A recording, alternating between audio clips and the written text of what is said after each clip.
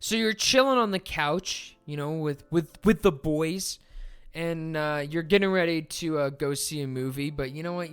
You got to pre-game a little bit, right, before you go and see a horror movie. So you're chilling on the couch, and one of your friends asks you for a beer. So you go to the fridge to grab yourself a beer and your buddy a beer, right? And you're walking back to the couch, and one of your friends pulls out his vape pen and starts vaping. You're like, whoa, bro. Your vaping's going to interfere with your gains, man. It's going to interfere with the gym performance. And he turns to you and he says, no, Atticus, don't worry about it, man.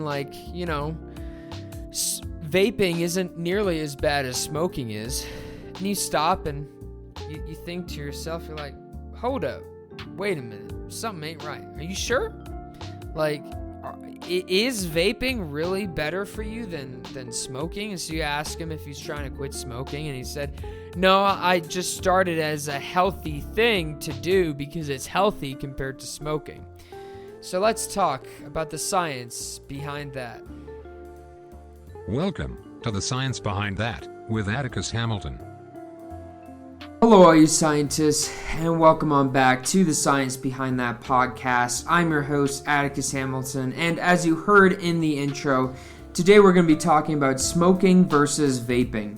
We're going to be talking about the general overview of smoking versus vaping, what nicotine does, the health effects of smoking, the health effects of vaping, and if nicotine-free vapes are better for you than regular vape pens. And of course, we're going to summarize this episode. So, starting off here, let's talk about a general overview between smoking and vaping. So, smoking, as I'm sure all of you know, involves a cigarette, which contains tobacco, lighting the cigarette on fire, and it burns the tobacco, and that releases a smoke which somebody inhales, and the smoke contains nicotine and 7,000 other chemicals in it, 89 of which cause cancer or have been linked to causing cancer, but we'll get into that in a little bit. And you inhale the smoke, and that's pretty much it. Vaping, on the other hand, uses an e-fluid, and that e-fluid will contain usually the flavoring, so they do have unflavored vapes out there, but for the vast majority of the products on the market, the e-fluid will contain the nicotine, it will contain the flavoring, and then it will contain preservatives. And those preservatives and the nicotine are where things really become problematic. When vape pens and e-cigarettes first came out, there were a lot of issues with the flavorings they use because they contain caustic compounds and all sorts of stuff. But nowadays, as far as I know, there are a lot of good alternatives to the bad e-fluid to get better for you e-fluid. But again, as we'll discuss later in the episode, your best solution is just not to vape or smoke. But in general, that's it, right? That's the difference. So for smoking, you're burning the nicotine and you're inhaling that vapor, and compared to vaping or e-cigarettes where an electrical element is heating up and vaporizing an e-fluid, which contains your flavor, preservatives, and your nicotine that you then inhale. And then, of course, just for fun, contrast that with cigars. Cigars are the same idea as cigarettes in that you're burning nicotine or you're burning tobacco, but the difference is with cigars you don't inhale the vapor, or you don't inhale the smoke. You keep it in your mouth and then blow it out. Cigars are very much more about taste than they are about just the nicotine high, as you see with cigarettes and then e-cigarettes and vapes. So now that we know the difference here, let's talk about nicotine, right? What is nicotine? Well, nicotine is a molecule that is very, very similar to caffeine. So It is an alkaloid compound in the nightshade family of plants. And again, it's very similar to caffeine, but they act on different regions of the brain. Nicotine is produced as a pharmaceutical, and it's produced in the form of nicotine gum or nicotine patches to help smokers overcome withdrawal symptoms by providing a little bit of nicotine without the other shit that's in the smoke.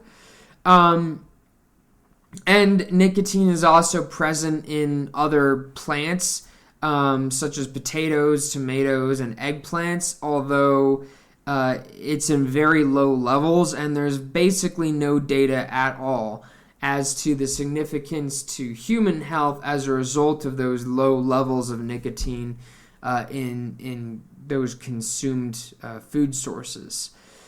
And so when we talk then about nicotine's effects, the reason people smoke or take nicotine in some way, shape, or form is because it enhances accuracy, it maintains attention, it enhances fine motor skills and short-term memory.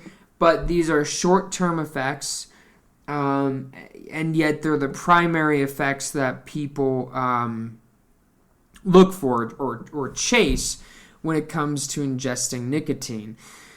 And because of the nature of these primary effects, it does make it very difficult for people to stop smoking or stop taking it. But along with that, nicotine specifically binds to nicotinic acetylcholine receptors in the brain.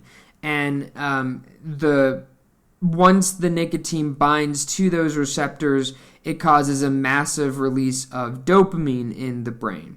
And the dopamine affects neural pathways, it induces the pleasure response, and so it makes it very, very addictive. And when we look at long-term results of this, there's a lot of data that shows that this interaction will lead to neuroinflammation.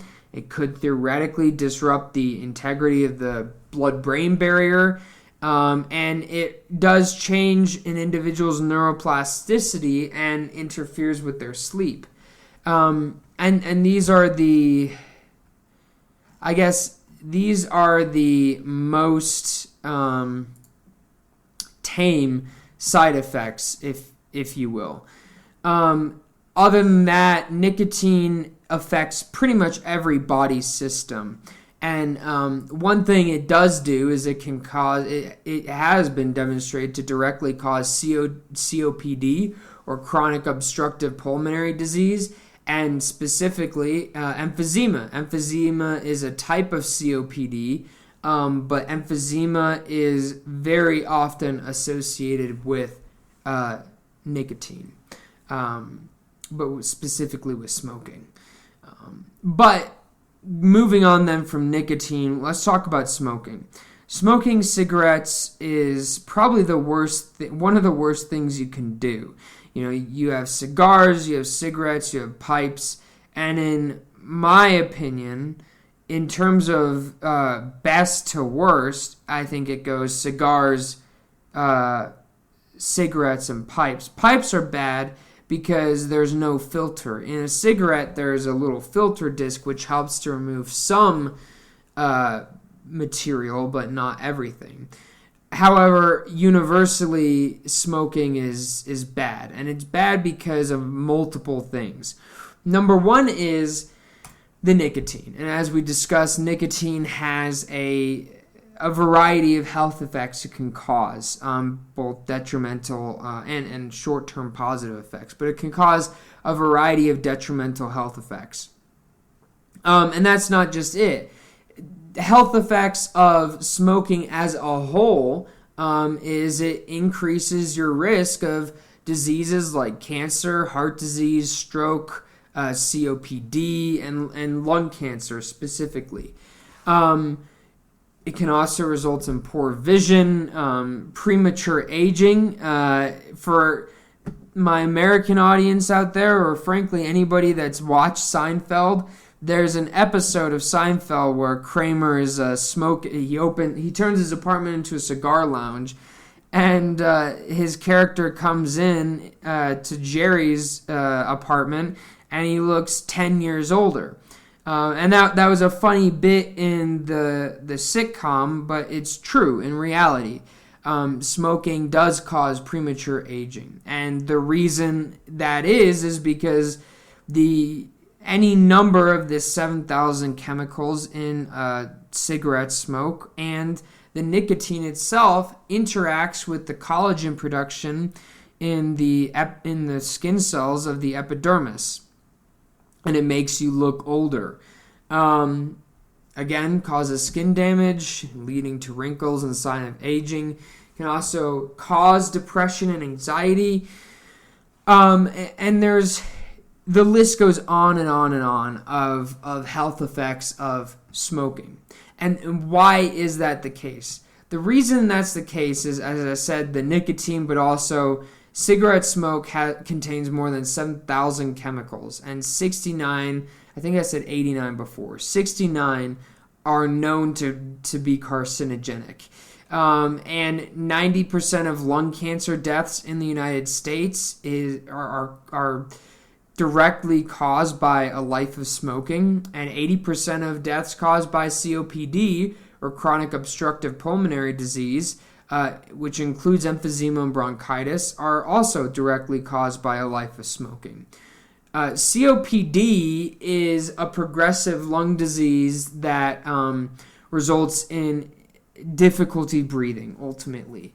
And it's due to inflammation, systemic inflammation in the alveoli, the bronchus, and the bronchioles of the lungs. And it causes inflammation, scarring, and damage to that tissue, which results in obstruction of those pathways into the lungs and reducing your ability to breathe. Emphysema is very similar to that. It's an air-filled enlargement in body tissue systemically.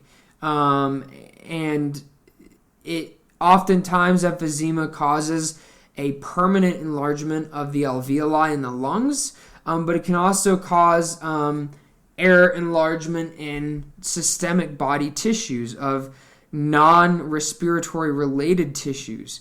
Along with this enlargement, it can cause permanent damage to the alveoli and increasing your likelihood of respiratory infections. Causes chronic respiratory tract disease. It's not anything to be taken lightly. It's a big issue. But ultimately, those are the biggest issues with smoking. Smoking cigarettes causes cancer, including lung cancer, mouth cancer, although mouth cancer is far more common with cigars than cigarettes. It still causes cancer, emphysema, COPD, aging, bronchitis, all of these things, and of course increasing your likelihood of a premature death, simply because of the carcinogens in the cigar smoke and the 7,000 other chemicals in the cigar smoke that act directly or indirectly on physiology, both neurophysiology and just general physiology. Okay, so now that we know that, all well and good, Atticus. I don't know, maybe some of you out there are saying, all well and good, Atticus, I don't smoke, I vape. Vaping isn't that bad, right? Well, let's talk about that. So, talking about vaping here, there's not really any good evidence that vaping causes cancer.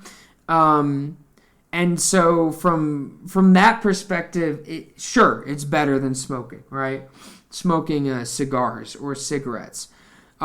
Because it seems to be that there's no real evidence that it causes cancer. Now, that could just be because vape pens and e-cigarettes are relatively new. And so there's not a lot of long-term longitudinal studies examining the outcomes of chronic habitual use of vape pens and e-cigarettes. So that could be, or it could just be that yes, there are not nearly as many caustic compounds in vape e-fluid that there are in a cigarette, which could also be true as well. That being said, though, vaping e-fluid does contain caustic compounds. It includes acetaldehyde, acrolein, formaldehyde. These compounds all can cause lung disease as well as cardiovascular disease, increases your likelihood of heart disease and atherosclerosis. E-cigarettes, certain ones, or e-fluid, certain brands have also been found to contain acrolein, which is an herbicide that's used to kill weeds.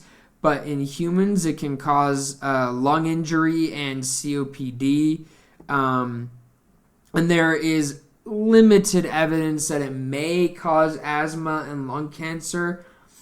But again, as I mentioned before, there's not a lot of good evidence that suggests that vaping causes lung cancer. So that is more up in the air. In addition to that, e-fluid, pretty much all e-fluid contains propylene glycol and vegetable glycerin, and they are toxic to cells.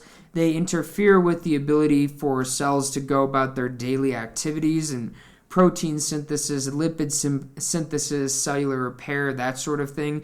And it makes sense because in the laboratory setting, glycerin and propylene glycol and glycerol are all used as cryoprotectant preservatives for bacteria, because they are effective at encircling a cell and protecting it from ice crystals, but in turn reduces the metabolism of that organism or of that cell. And there's a variety of other compounds in the e-fluid. Diacetyl, which is a compound, it's a flavoring that is linked to COPD and lung disease. And benzene is also found in e-fluid, and benzene is an intercirculating agent, which is an agent that gets in between the base pairs of your DNA. So again, potentially increasing your risk of cancer. And there are also heavy metals, and nickel, tin, and lead in e-fluid, and those have been shown to have a variety of different health effects, fertility issues, other endocrinologically based issues as well, hormonal issues, that sort of thing. And so there's another thing here, which is a much lesser well-known thing, which is vaping has been shown to cause acute respiratory distress syndrome, especially in patients who have upper respiratory tract infections or just respiratory tract infections like COVID. At the beginning of the big Rona pandemic, there were a lot of cases of young teenagers that were developing acute respiratory distress syndrome that had a history of vaping, suggesting that the particles of the propylene glycol and the vegetable glycerin in the e-fluid collect in the lungs, inflame the lungs, causing the immune system to act aggressively towards lung tissue, and then in situations of acute infection like a respiratory infection, it can theoretically cause the immune system to start attacking the alveoli of the lungs, and that's called acute respiratory distress syndrome. And there have been a couple cases of that in people that vaped, and there's increasing bodies of evidence suggesting that that is the case. And of course, e-cigarettes also contain nicotine, and we've discussed the issues of nicotine already. which also means that I know there are nicotine-free e-cigarettes out there. There are nicotine-free vape juice out there. And just right now, looking on Amazon, there's a bunch of nicotine-free natural electronic pens here on Amazon. And the problem is you don't know what's in there, right?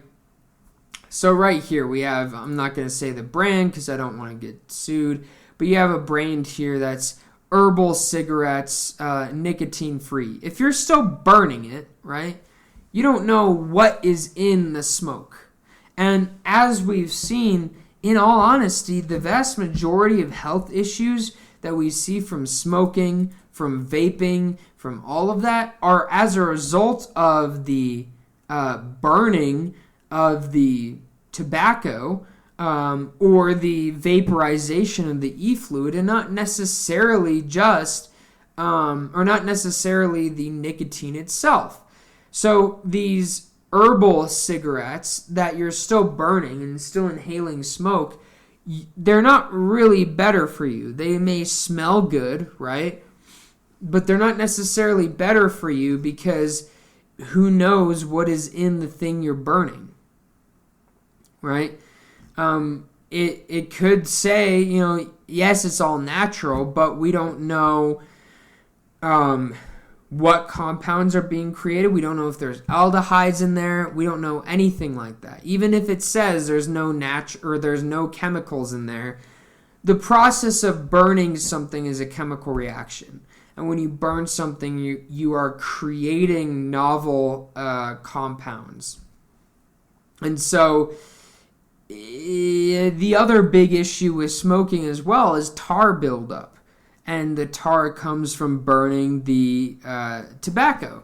So with the natural nicotine-free cigarettes out there, if you burn that, I don't know, are you still putting tar inside your lungs? Because tar is is one of the biggest contributing factors to the COPD and the emphysema and the bronchitis, is that tar buildup.